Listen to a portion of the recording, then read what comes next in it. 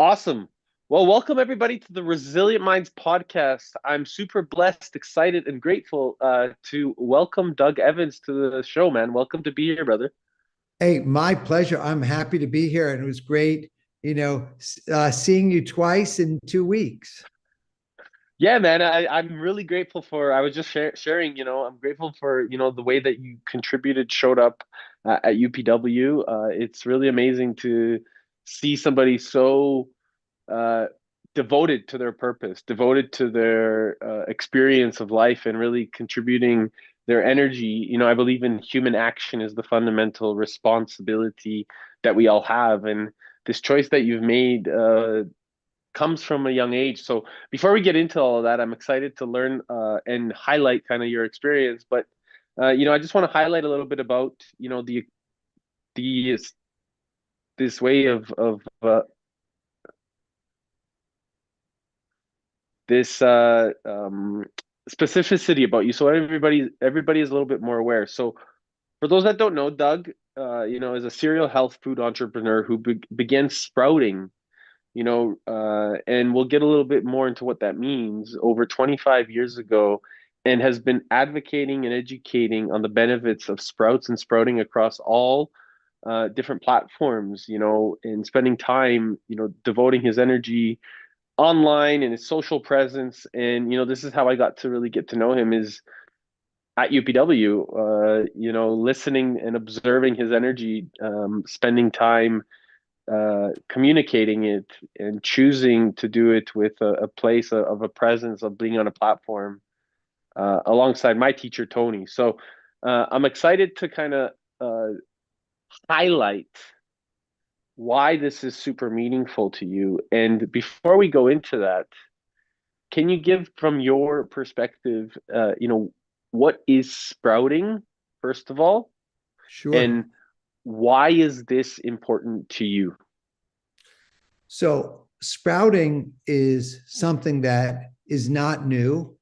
So, it's been around literally since the beginning of plant life on the planet. And basically, a sprout is a seed that germinates. And a seed is a complete living organism in a dormant state. And when I wrote the sprout book, I researched that there are seeds that are 1,200 years old that will still germinate and sprout. And so I looked at seeds and sprouts over the last 30 years as a superfood, as something nutritious, um, but I never took them seriously. I just never took them seriously. And there had never been a major platform behind sprouts. So there are no national or international sprouting companies. In Asia, sprouts are ubiquitous in Korea, in Japan, in China. But in those cultures, there aren't big companies that are selling them. It's all like local. People get the seeds, they sprout them on their own. They prepare food with them. Restaurants sprout, and they have them. So in America and in Canada, sprouts are really relegated to Asian cultures or to hippies. And I didn't grow up in a hippie family. Like I grew up as a New York City juvenile delinquent street kid. And so I was sleeping on the subways as early as age 13. And so my world was just eating processed food, refined food, meat, dairy, animal products. I ate anything. And then what kind of brought me to my come to sprout moment was really when I was 33, when my entire close family was plagued with serious mortal conditions that I was able to pinpoint not to genetics, but to their lifestyle. That literally they ate themselves into heart disease, they ate themselves into diabetes, they ate themselves into cancer. And when I looked at how they treat cancer and how they treat heart disease and how they treat diabetes, they were treating it with drugs, with radiation, with chemotherapy. and none of which were the cause of these diseases. These diseases were a result of deficiency, depletion, deprivation of phytonutrients and macronutrients that were balanced. And as a result, the diabetes forms when insulin resistance takes over, the heart disease forms when the arteries get clogged, the cancer forms for any number of reasons, some of which are genetic, but the majority are through lifestyle. The most obvious one is smoking, right? People know like there is a connection between smoking and lung cancer, but people don't make the connection between, food and prostate cancer, colorectal cancer, breast cancer. So these connections aren't made. When I made the connection, it was a light bulb went off in my head. And I realized that I needed to take some action, right? Do something differently.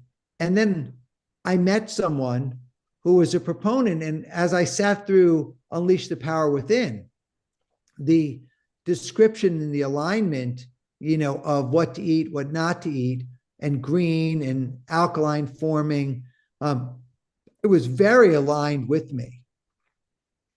And so I made what would seem to be to other people an extreme shift of diet. But for me, it was logical. And so I started to eat a lot of fruits, and I started to eat a lot of vegetables, and I started to eat sea vegetables.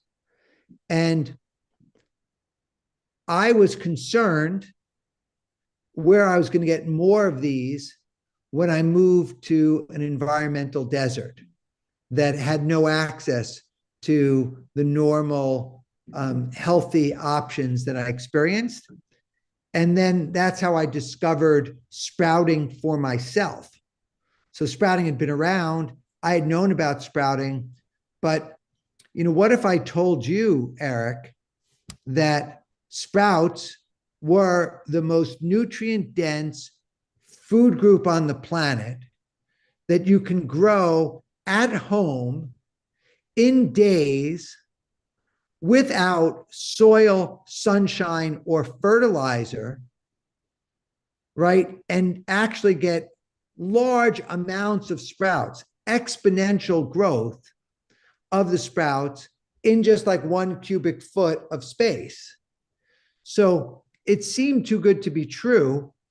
But, now I wrote this, this book, the Sprout Book, and the Sprout Book, became a wild success. Tens of thousands of copies in print, became the #1 best-selling vegetarian book on Amazon. So out of like hundreds of thousands of vegetarian books, but millions of overall books, the Sprout Book got into the top 69 of all books on Amazon. And amazing. I think in part it was manifestation, that like I wanted this to happen. But I think the most meaningful reason why is because people were hungry for solutions. And there's a lot of people that are suffering. We have over 250, 260 million people in America that are overweight or obese. We have 100 million people that are diabetic or pre-diabetic. We have tens of millions of people with cancer. And so this was something that was alarming to me. And so we have the most money going into healthcare, and we have the most people sick. And I really think it's a food thing. And so to me, it's not a matter of, whether it has a certain preservative in it or certain food dye or certain chemical. I wanted to go back to nature and consume things that were fresh, that were alive, that had concentrated natural levels of micronutrients, phytonutrients, polyphenols, bioflavonoids, antioxidants. And those are sprouts. So when I went deep, down the rabbit hole for sprouts, it became evident to me that sprouts were vegetables, and vegetables are food. Vegetables are food. So that's an amazing thing. Hey, I can eat vegetables, and vegetables are good for you. So, period, end of story. There are billions of people around the world who eat exclusively vegetables. And so that was a data point that you're not going to die if you're eating vegetables. And the more Yeah. vegetables you eat, the more calories you get, the more nutrients you get. What was impressive to me was that the sprouts being vegetables had 20 to 100 times the phytonutrient density of the mature vegetables. So actually, you can eat less of them and get more of this powerhouse of nutrients. And so it was such an interesting shift where lentils, for example, are a staple of the plant-based diet around the world. People love Yeah. lentils, right? But most lentils are cooked. So when you sprout a lentil, what's the difference? Well, number one, when you sprout the lentil, you increase the vitamin C level by 300%. Because when you cook the lentil, there's no vitamin C. Mm-hmm. So it's like, whoa, you're getting this vitamin C. Number two, you're quadrupling the antioxidant levels because the antioxidants get, destroyed with the heat. And then you're taking this, and through a metabolic process, the enzymatic activity is causing this lentil to sprout and germinate. So it's actually enzymatically active, electrically alive, and it's growing. So when you're consuming the lentil, you're actually eating the entire living organism, the root, the shoot, the embryo, the testa. And when you're consuming that, you're getting something that's very bioavailable. And for the people that are concerned with lectins and phytic acid, when you sprout them, you reduce the lectins, you reduce the phytic acid, you remove the enzyme inhibitors, because that's the sheer process of the metamorphosis that is occurring during the sprouting and germination process. Wow, brother, it's fascinating how when you're really willing to go deep into any type of topic, we start to discover the patterns of what's possible in terms of nature and also ourselves. So you Yes, talked about, this emphasis of, these seeds, being able to grow with photosynthesis. And I believe that this is a huge component of also us as human beings is as we grow. And so what we put into our bodies is also going to emphasize the importance of how we choose to actually grow ourselves. So it's interesting. We have to always pay attention to what's going on around us, and yes, fundamentally, these uh, old paradigms of how much dis-ease has been cultivated in terms of our societal construct, not just in the United States but also on a global level. Now, as we start to recognize an even more responsible role as leaders into creating this type of regenerative attitude or regeneration within ourselves, taking more responsibility for our health and our wellness, and also holding accountability to those that are out there creating the food as we grow, because our next generations really would like, I believe, for us to create these types of experiences so they can live longer, healthier, fuller lives. So, what do you think, and why has this been such an eh, eh, like creating so much dis-ease within the United States and on a global standard as well, in terms of our, this health epidemic, that people may be either unaware of or uncertain of or wanting to discover more about themselves. Is there any insight that you have, or at least from your yeah. experience? I mean, my insight is basically, I don't think that the food companies, and the drug companies are trying to kill us. Like, I just think they're trying to profit from us, and that we live in convenience culture and we live in a distracted culture. And so when people aren't present and they're easily distracted, then they go for the path of least resistance. So, like, that's just, the sheer fact. And so when you look at, there was a recent statement that came out from Kellogg's that says all of our ingredients, comply with all government standards, et cetera. So they weren't saying, hey, all of our ingredients are the healthiest for humanity. They're saying, hey, we're not breaking any laws by doing what we're doing. So it really is incumbent upon people to take control of their health and their decisions, because we have agency. So it's easy to sit back and be a victim and say, oh, well, I didn't know. Well, as Biggie Small said, if you don't know, now you know. Like, the only person that is going to be responsible for your health is you, right? Is you. That's who's going to be responsible.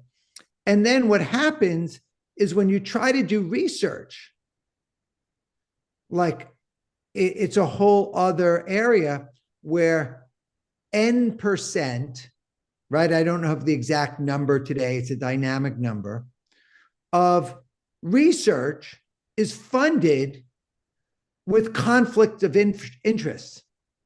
So you have, sugar companies, candy bar companies, soda companies paying major universities to do research to try to basically say, oh, this is safe, this isn't the cause of disease, et cetera. So it's like, such a slippery slope, to get to the point. So for me, like, I know, because I'm 58 years old and I've been eating plants exclusively for 25 years, I'm alive, right? Like, I'm alive. I've got energy. I've got fitness.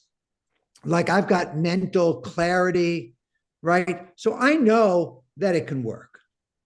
And a lot of people, didn't have the luxury or the penalty, right? So I thought I was penalized because everyone died in my family, right? But I also had the luxury of being super frugal and saving all of my dollars so that I could do the research and I could be independent. And as you heard, I didn't grow up with hippie parents feeding me Sprouts, right? I grew up living in the streets of New York, eating fast food, sleeping on subway trains, right? From age 13 onward. So I didn't come to this world, and I'm still not a hippie, right? My energy, you put me around a room of hippies and I'm too intense for them, candidly, like, I'm not one of them, right? Because they want to sit and watch, the grass grow, right? And that's not me. Like, I'm driven on a purpose. Just so happens I'm applying this energy and this purpose towards speaking for being plants and sprouts that don't have a voice. So, long way of saying that sprouts have never had a voice because there's never been money behind them. And if you look at eating alfalfa sprouts, how many ingredients are in alfalfa sprouts? I personally don't know.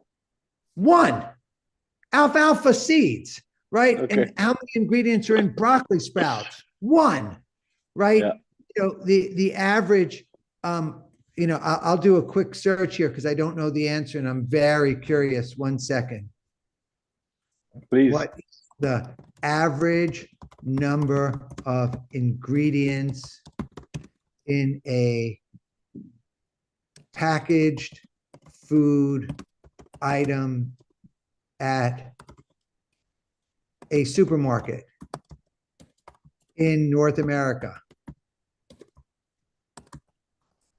So What do you think, Eric? I'm gonna say 25. I would say that big ag and big food has got into the internet because it won't even give you an answer. Wow. But I'll see if I can do it for, let's just say, for cereals. Maybe Bear with. Chat GPT will do it. I'm in Chat GPT. Oh, interesting. So it's giving me two responses. Yeah, they really don't want to. Okay, so those aimed at children will contain 20 ingredients. 20 ingredients. So it's just crazy. So for me, as soon as something's in a box, as soon as it's cooked, right? And I can't discern with my eyes what it is, like my spidey sense tingles and says it's dubious. So I want to eat things that I know what they are. And if you think about, like, lettuce is good, like I love lettuce. Average leaf of lettuce has traveled 2,000 miles till it gets to a grocery store. 2,000 miles. Hmm. So, if you're in Alberta, like, I don't know where the greens are growing from. Are they coming from Salinas Valley in California? Where does Canada, get its lettuces? Yeah, no kidding. I mean, I imagine it's coming down from the south, from you guys, or even further south. You know, in the summertime, my grandma, she grows. We have a garden. My mother and my grandmother. We have a outdoor garden. When I was living, in Brazil or Mexico or Ecuador or even Spain, we had an outdoor regenerative garden, and we would like plant everything. Well, I personally wasn't planting myself, but we would have people helping us plant and really doing everything. And I think that this is where sustainable community and development, you mentioned these ingredients and really being able to start taking more care of our health.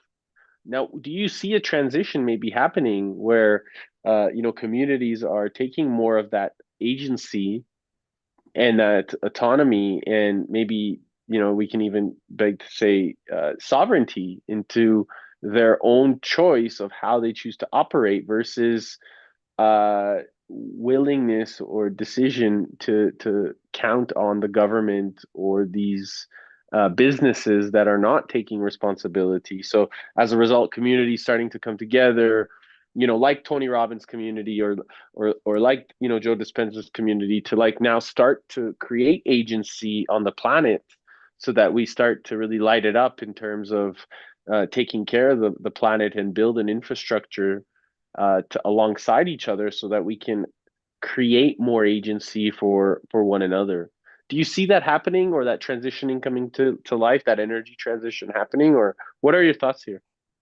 I mean, I do in bits and pieces, but fundamentally, when it comes to health, right? Health is a good stress, right? For someone to take a run, for them to go to the gym, for them to do a cold plunge, for them to eat healthy is counterintuitive to the way that our brains are programmed, right? Right. It's not fun to go for a run. It's not fun to eat your veggies. It's not fun to, take a cold plunge. So what happens is we're in a stage where there's so much chaos going on that people end up using food to medicate, right? True. So they're self medicating with food, and the food companies take advantage of that to no end, right? They know that the combination of fat, sugar, and salt, and seasonings and preservatives and color make it attractive. And then it goes even further with texture. Like if you have a cheese puff or Doritos, like they're salty and crispy and crunchy, and that they're fat and their oils and their carbs. that it's really pleasurable to eat those Mhm. foods. It really is pleasurable. So it's only for someone to make a decision that they're going to eat healthy, right? They're going to make a decision to raise their standards. And of course, there are some people doing it. Unfortunately, the people that are doing it are generally doing it after they have a scare, right? After they have a heart attack, they have a stroke, they go into a diabetic coma, they're about to lose a limb, they're morbidly obese, and they fall down, only then are people even semi-conscious to make a change. And they go to the doctor, and instead of the doctor giving them a curriculum of, eating water-based, fresh fruits and vegetables, like the doctor has no time, and the doctor's goal is to get them to homeostasis. And so they've been trained, oh, look at the condition. What drugs can I prescribe? So that way they feel like they're doing something. And that's Mm. where, for me, patient heal thyself. And obviously the doctors know a lot about a lot of things, but unless you spend a day with a functional medicine doctor or a naturopathic doctor, and you express to them, hey, wait a second, what can I do to be healthy? Because the drugs do not cure. The Yes. drugs treat the symptoms. So what can I do? I want to be healthy. What can I do? Well, get a good night's sleep, get some exercise, drink a lot of water, eat your veggies, etc. But they're not going into a level of depth of trying to understand an individual's life, what fits in, the whole thing, because every person is different, right? And as soon as someone has any sort of other,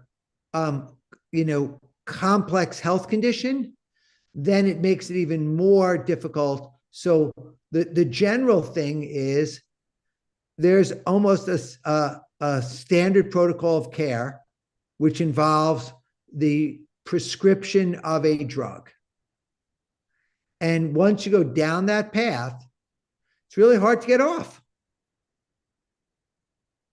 So someone has to, like, I hope anyone who's listening to this, Eric, is open to the fact, to knowing that there are alternatives and there are choices that one can make. If they want to become, forget about being unleashed, forget about being alive, where, last year I did 100,000 push-ups, and I'm running every day, right? So aside from that, like people just needing to move, like needing to raise their standards. So I'm not telling everyone, hey, just go on a sprout diet, just eat sprouts. I'm saying be aware of everything that you're eating, look for things that are fresh, and sprouts, you can add sprouts to your diet because they grow in days in Canada, in America, in most parts of the world, in the International Space Station, without soil, without sunshine, without fertilizer, and they're growing in days in small amounts of space. And so by simply adding sprouts to your diet, you can increase the quality of your nutrition, boost the nutrition by hundreds of percentages, maybe even 1,000%. What are your thoughts on this vertical farming age now, where people are able to grow throughout the seasons a lot of different ingredients?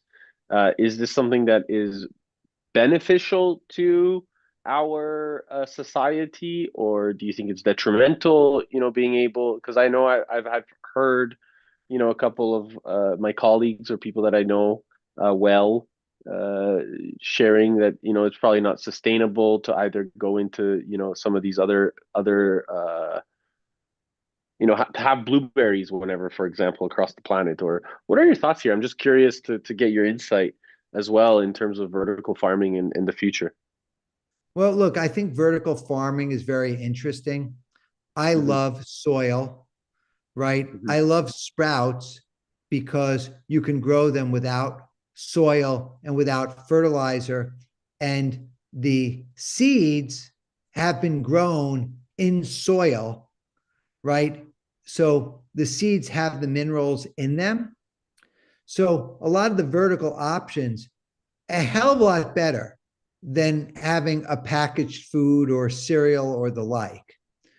Um, Growing fruit indoors vertically is much more complex than growing vegetables.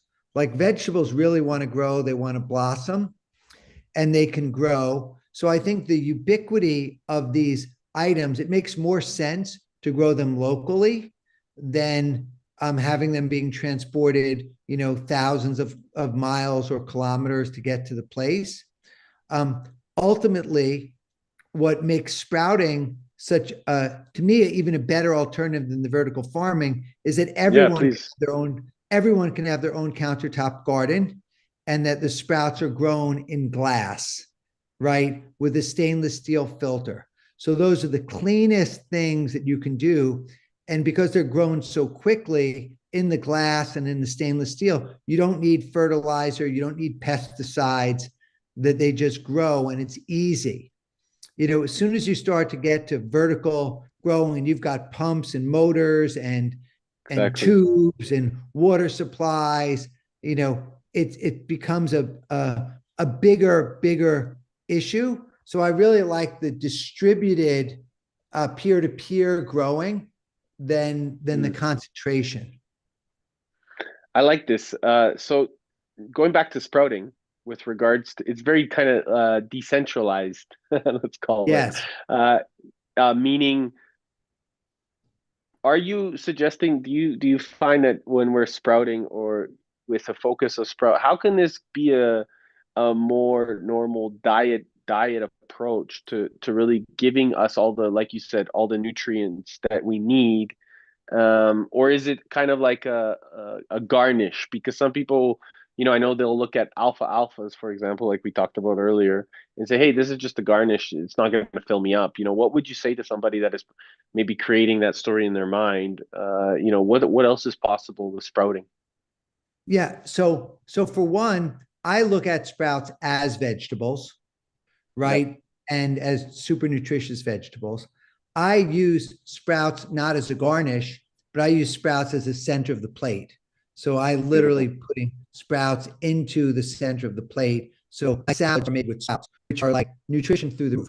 And then, and I just posted, you can look on my Instagram, Doug Evans. I did a sprouted lasagna, right? Nice. Where I used layers of sprouts, sandwiched in between, fresh tomato sauce and fresh homemade cheese, made with almonds. So the idea of using sprouts as an alternative to pasta is really powerful. Like imagine you have a big bowl of of sprouts and you add like your bolognese sauce on or your marinara sauce on it, and you get all the flavor, but you're getting a texture instead of getting something that's empty calories that's going to spike your glycemic index.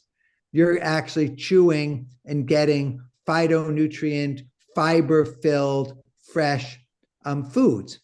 And so the idea that sprouts are food, they're vegetables, they can become the salad, they can become the wrap, they can become the entree.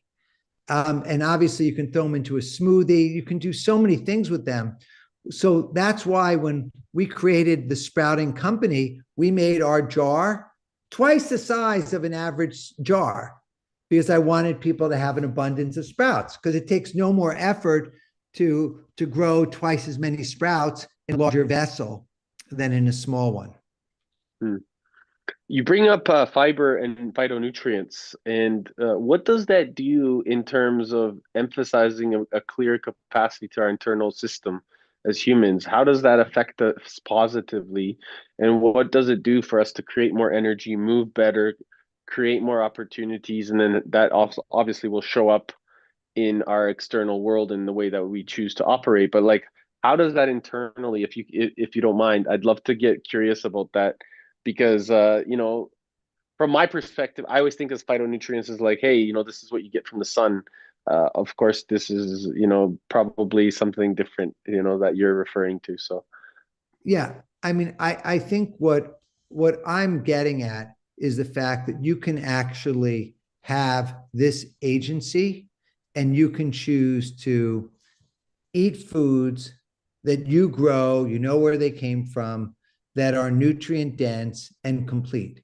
So there's a myth that where do you get your protein from? And that we have a protein deficiency in the country.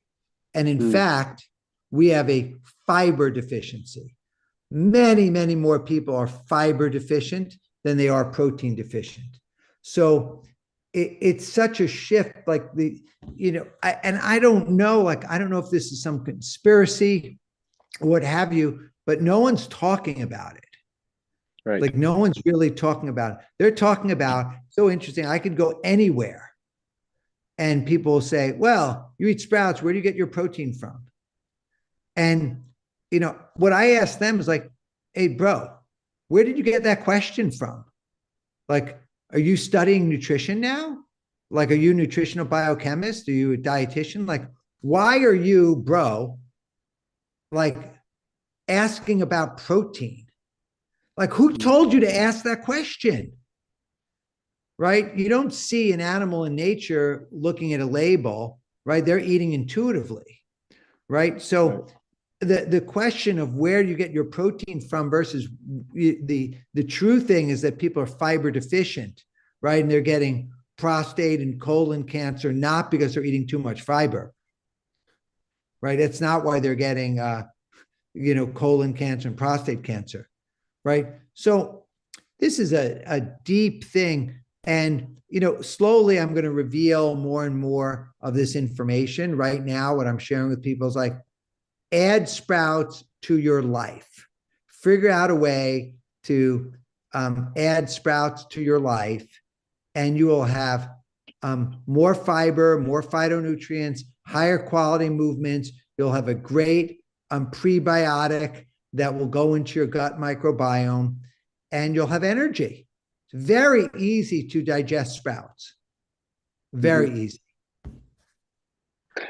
You know what I love? The I eat a lot of kabocha squash, because and I love on the external the kabocha, they have that green lining with it. It creates that profound fiber.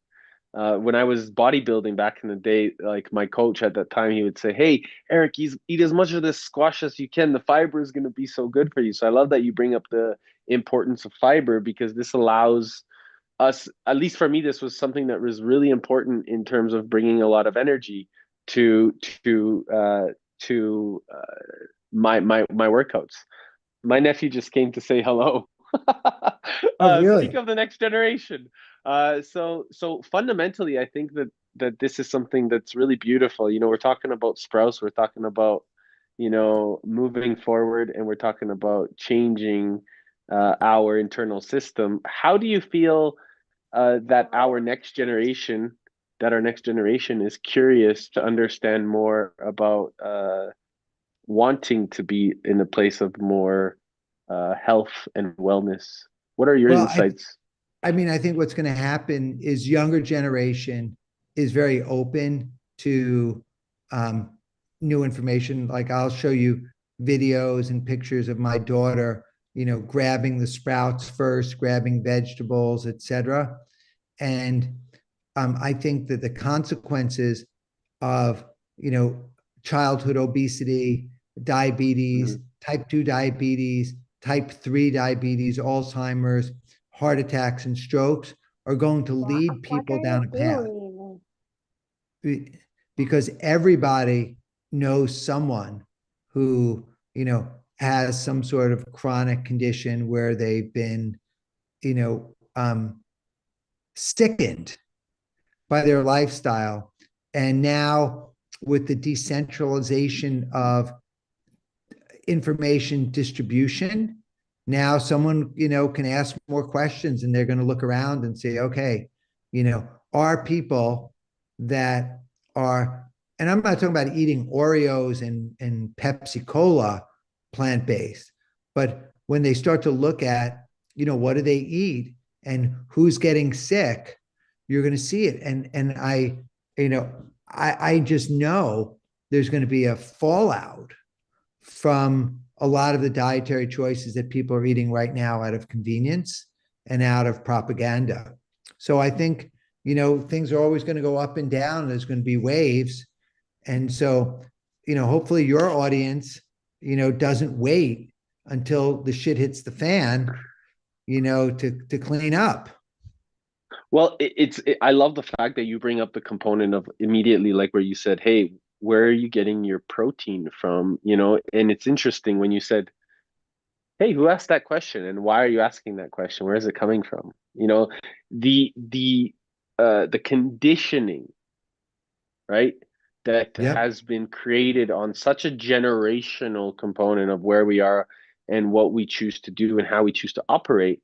And then having this responsibility, I love the fact that, you're sharing so much of this depth, because I imagine, over the course of the 2.5, 3 decades that you've been on this journey, you've discovered some pretty crazy stuff. And it's nice to have that level, or to be in really reverence with you, to understand that the level of devotion, that goes into believing in something and choosing to operate from that place of sincerity, and then just choosing to express that oneself, even when the external world or external society has conditioned so many of us to think to think, I won't even say alternatively, because I'll say differently, in a way that is actually completely misleading.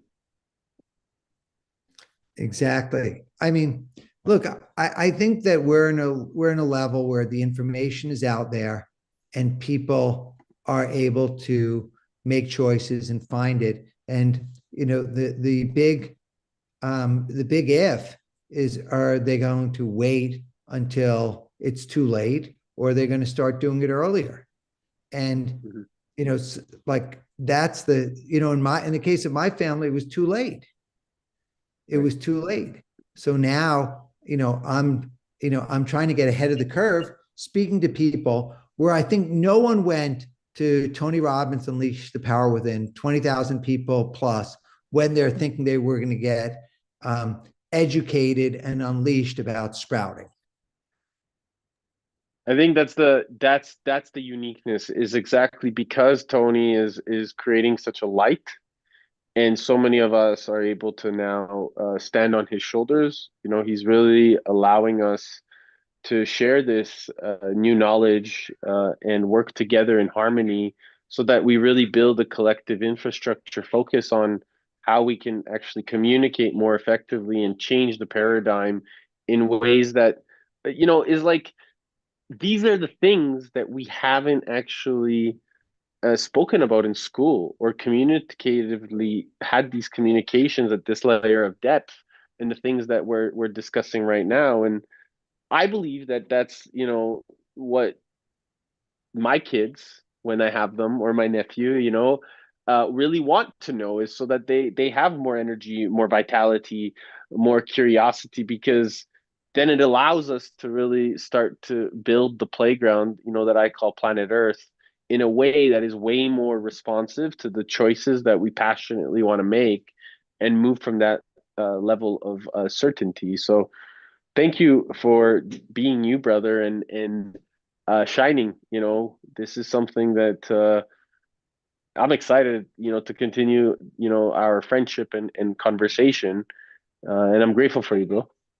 Hey, thank you so much, and thanks for your great work, and happy to be part of it. And let me know if you have questions along the way. But I'm excited for you and your journey. You're doing phenomenal work and taking massive initiative. So I love it.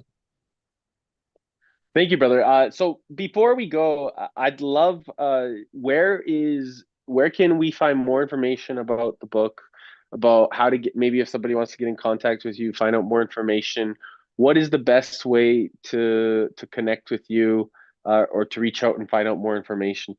Yeah. So the Sprout book is in English and in Spanish. available wherever books are sold, right? And my Instagram is just my name, Doug Evans. My TikTok, you type in Doug Evans, you'll find me at the top there. And my company is thesproutingcompany.com, and really created the company to make the products that I want to use, right? So the high Beautiful. quality organic seeds that are tested for pathogens, tested for high germination rate, tested, certified glyphosate free, because you don't want the endocrine disruptors. So all the things that I wanted in products for myself, that's what we put out at the Sprouting Company. Amazing. And is if there's anybody on here that can serve and support you, what would be something that if you needed anything, is there anything that we can do to support you as a community, as listeners, as followers? What would be the best way to serve and support alongside you? I mean, I think that if people are in the food industry, nutrition industry, chefs, that's a part. I think if people have companies and they want to make the companies healthy, I've been Zooming in and visiting and talking about health and doing, little keynotes like what you saw me do at UPW, to corporate. So I'm doing a lot of public speaking. And seminars and workshops. And, one of the things we talked about was doing extended workshops. And, we're a small company. So if people actually have resources, I'm very open, to seeing how we can expand them, to do more. Amazing, man. Amazing.